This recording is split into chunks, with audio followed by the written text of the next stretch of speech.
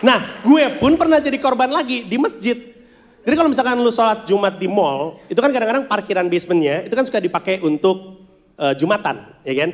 Nah, waktu itu tempatnya kecil, mungkin kayak cuman setengah panggung ini doang nih, segitu doang, kecil. Sisanya pada di luar, ada kayak tikar gitu.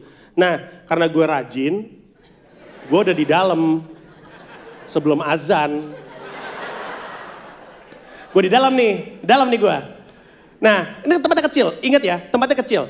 Di belakang gue ada orang ngorok. Ngoroknya, dan dia orangnya gendut gitu, tau gak sih orang besar? Tau gak sih semakin besar orang ngoroknya semakin keras, tau gak sih? Nah ini gede banget, ini sepohon inilah kira-kira.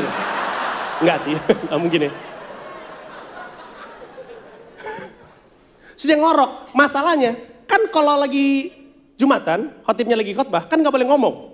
Iya kan? Jadi yang terdengar suaranya cuman si khotib sama orang ngorok ini. Suara ngorok dia kayak titik dan koma, khotbahnya si khotib.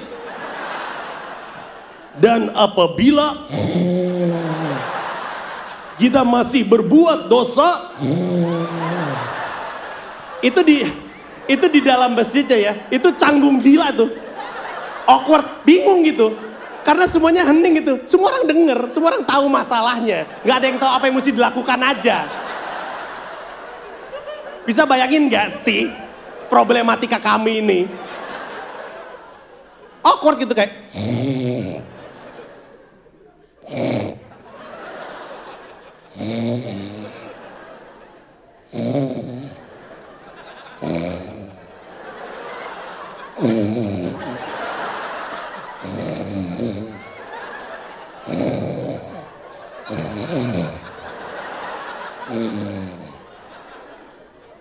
Akhirnya karena kelamaan.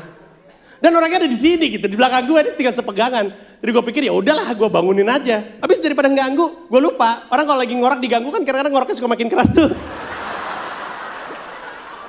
Dia lagi ngorok, gue tolak tuh.